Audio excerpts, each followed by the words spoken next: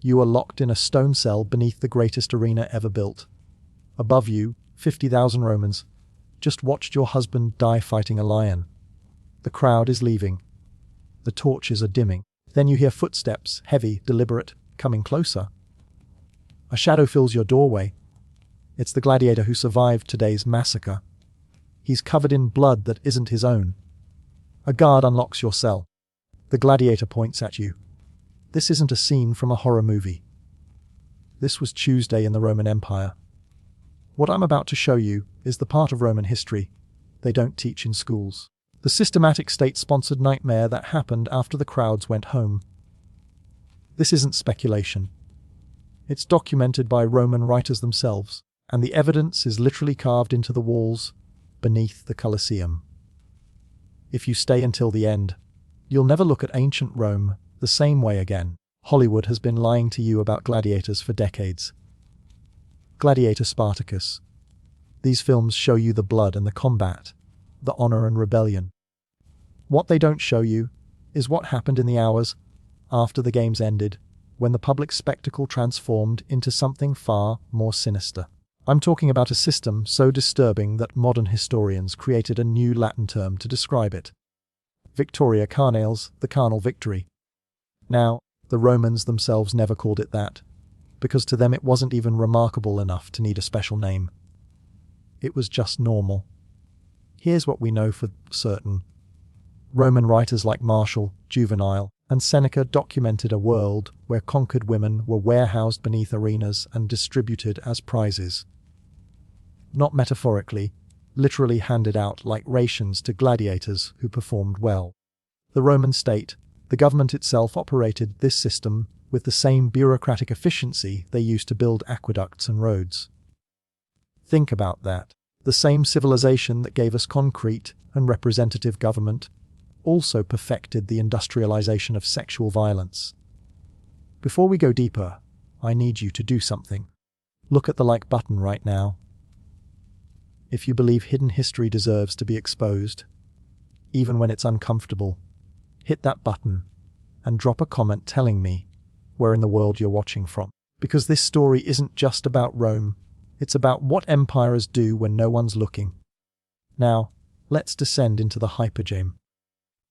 To understand what happened in those underground chambers, you have to first understand how Rome turned human beings into inventory. This wasn't random cruelty. This was systematic dehumanization on an industrial scale, and it started the moment Roman legions conquered new territory. When Rome crushed a rebellion in Gaul, or annihilated a city in Judea, they didn't just win a battle. They processed an entire population. It was like a factory assembly line for human suffering men of military age sent to die in mines or arenas. Children sold to slave markets across the empire. Women designated as captive war prizes belonging to the states. Here's where it gets truly chilling. Under Roman law, these people weren't legally human anymore. They were classified as res things property, the same legal category as furniture or livestock. A conquered woman had no more rights than a chair.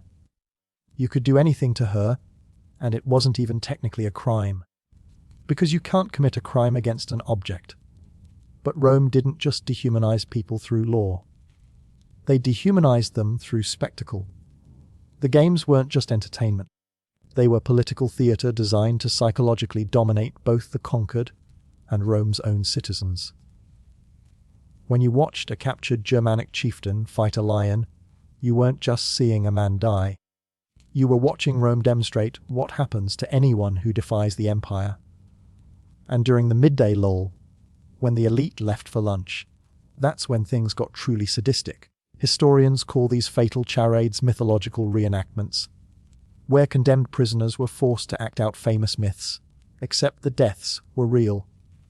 The poet Martial, writing in the 1st century AD, describes these scenes with disturbing casualness, like he's reviewing a restaurant. He writes about a prisoner dressed as Orpheus, the legendary musician who could charm any creature with his song. They led him into the arena with a lyre, released a bear. Martial notes, almost disappointed, that this time the music didn't work, as the bear mauled the man to death, while 50,000 people ate honeyed dates. In another passage, and I'm warning you this is deeply disturbing, Marshall describes a woman forced to reenact the myth of Pasiphae, who mated with a sacred bull. For this prisoner, it meant being publicly assaulted by an animal in front of thousands of spectators until she died from her injuries. Read that again. The Roman state designed a system where human beings were raped to death by animals as lunchtime entertainment. This wasn't the sick fantasy of one mad emperor. This was decades of standard operating procedure. Senators brought their children to watch. The events were advertised on walls throughout the city. Vendors sold snacks. Marshall himself notes that whatever myth tells us, the arena makes real. But here's the thing that should terrify you. He's writing this as a compliment.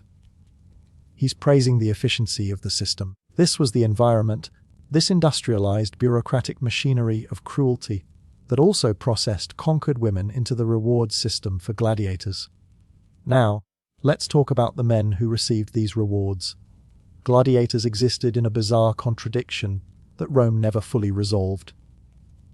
They were simultaneously the lowest and highest members of society, slaves with less legal status than a dog, but celebrities whose faces appeared on mosaics and whose names were graffitied on walls by adoring fans. Women of the aristocracy were obsessed with them. Ancient graffiti from Pompeii calls one gladiator the sigh of the girls and another the glory of the ladies. There are documented cases of noble women sneaking into gladiator barracks, the paying off guards for private encounters. The gladiator Sergius apparently had affairs with multiple married patrician women, causing enormous scandals. Even stranger, their bodily fluids were commodified. Gladiator sweat was collected after fights, mixed with olive oil, and sold as an aphrodisiac and beauty treatments. Think about that level of celebrity worship. These are enslaved men whose perspiration is being bottled and marketed to the upper classes. But Rome lived in constant terror of these men. The Spartacus rebellion, which happened in 73 BC, was burned into Roman cultural memory. 78 gladiators had escaped, raised an army of 70,000, and nearly brought Rome to its knees.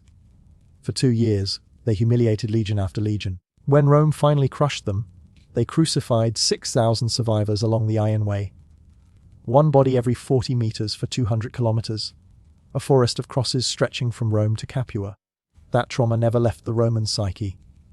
Every time a gladiator picked up a sword, every Linister who ran a gladiator school, every spectator in the stands, they all remembered that these men had once come terrifyingly close to burning Rome to the ground. So, how do you control incredibly dangerous, incredibly valuable men who have legitimate grievances and the combat skills to act on them? You use a combination of brutal punishment and calculated rewards. Extra food rations, prize money, freedom after enough victories. But the sources hint at something else, something more primal. Access to conquered women. The documentation here is frustratingly scattered. Roman writers mention it in passing like it's too obvious to explain in detail. But when you piece together references from Marshall, Juvenal, and later sources, a pattern emerges. After a particularly impressive victory, particularly during the major games funded by the emperor or wealthy senators, gladiators who survived and fought well were given what ancient sources vaguely refer to as privileges of the victor. Modern historians reading between the lines and cross-referencing with what we know about military rewards and slave management believe this often meant access to female captives held beneath the arena. The process appears to have been chillingly bureaucratic. The gladiator would be brought down into the hypogeum, the vast underground network beneath the arena floor. Still wearing his armor, still covered in the blood and sand of the arena, a ludus official or an arena administrator would act as an escort. They'd walk through tunnels lit by oil lamps, past the animal cages and the mechanical lifts until they reached a specific section of holding cells. These weren't general prison cells. Archaeological evidence from various amphitheaters across the empire, Capua, Pompeii, even beneath the Colosseum itself, reveals small chambers with distinctive features. Stone benches, iron rings anchored into walls at waist height and near the floor, doors that lock from the outside. Some rooms show evidence of chains permanently mounted to the architecture. The women held in these cells were called captivatum nati, condemned war captives. They'd already been processed through Rome's bureaucracy of conquest. Their names were recorded in ledgers by officials called a commentary who tracked state property. Each woman was assigned a number and a category based on her origin: Germanica, Britannica, Parthica. The gladiator would be shown a row of cells. Some accounts suggest he could choose. Others imply women were simply assigned, like equipment being checked out of a warehouse. Either way, a guard would unlock the designated cell, the woman would be brought out, or the gladiator would enter. The door would be locked again. What happened next isn't described in explicit detail in surviving sources, but it doesn't take much imagination. The architecture tells the story. The text won't. Here's what makes this especially sinister. This wasn't a crime. It wasn't even viewed as morally questionable by most Romans. This was part of the operational budget of the games. The logistics of Victoria Carnalis were handled by the same administrators who scheduled animal fights and maintained arena equipment. From the state's perspective, this system solved multiple problems elegantly. It rewarded loyal gladiators cheaply. Conquered women cost the state nothing as they were already classified as spoils of war. It reinforced the gladiator's sense of power and privilege without actually giving him any real freedom or authority. And it sent a message to both the gladiator and the conquered people. This is what Roman dominance means. Your victory in the arena earns you the same right the emperor has absolute power over the conquered. One Roman writer whose name is lost, but whose work is quoted by later historians, put it bluntly. The victor claims his prize in the same manner the empire claims its provinces by right of conquest. Let's talk about the physical spaces where this happened, because the archaeology is damning. When archaeologists first excavated beneath the Colosseum in the 19th century, they were primarily interested in the impressive engineering, the elevator systems that lifted animals to arena level, the complex tunnels for moving personnel and equipment. But as excavations continued, they found something they didn't expect: specialized chambers that served no obvious logistical purpose. These rooms are small, typically 10 to 15 square meters. They're located in a separate section of the high purge, away from animal cages and gladiator-ready rooms. Their distinctive features are what make modern archaeologists uncomfortable. Stone benches line the walls, but unlike benches in other chambers, these are built at a specific height. Iron rings are anchored into the walls at multiple heights. Some at floor level, some at waist height, some higher. The doors are heavy wood reinforced with iron, and they lock from the outside. The walls in several chambers show evidence of scratching, desperate fingernails trying to dig through solid stone. The Roman historian Cassius Dio, writing in the 3rd century AD, mentions that beneath major amphitheatres were chambers for those awaiting their use. The phrasing is deliberately vague, but in context, he's discussing the logistics of the games, specifically the management of human resources. But the most disturbing evidence comes from graffiti in the hypogeum beneath the amphitheatre in Capua, the same city where Spartacus launched his rebellion. Archaeologists found scratch marks on cell walls. Some are in Latin, others in languages from across the empire. Most are fragmentary, but a few are legible. One written in crude Latin by someone clearly not a native speaker translates roughly to: "I was Aemilia of the Gantis. I saw my children killed. Now I am nothing." Another in what appears to be Celtic has been translated as, "To any god who listens, let me die before tomorrow." These aren't the voices history typically preserves. Roman chronicles name emperors and generals, track military victories and architectural achievements. They don't record the names of conquered women catalogued as property, but the stones remember. The architecture itself tells us something crucial. This system was designed for efficiency and repetition. These weren't improvised assault locations. They were purpose-built, maintained facilities with specific design features meant to facilitate what happened inside them. Compare this to how Rome handled other aspects of gladiatorial management. and the pattern becomes clear. Gladiator barracks, animal facilities, weapon storage, every element of the arena infrastructure was carefully planned and standardized across the empire. The captive chambers fit the same pattern. This was state-sponsored infrastructure for systematic abuse. Some historians argue we shouldn't read too much into these chambers, that they could have been used for various purposes, that we're projecting modern concerns onto ambiguous evidence.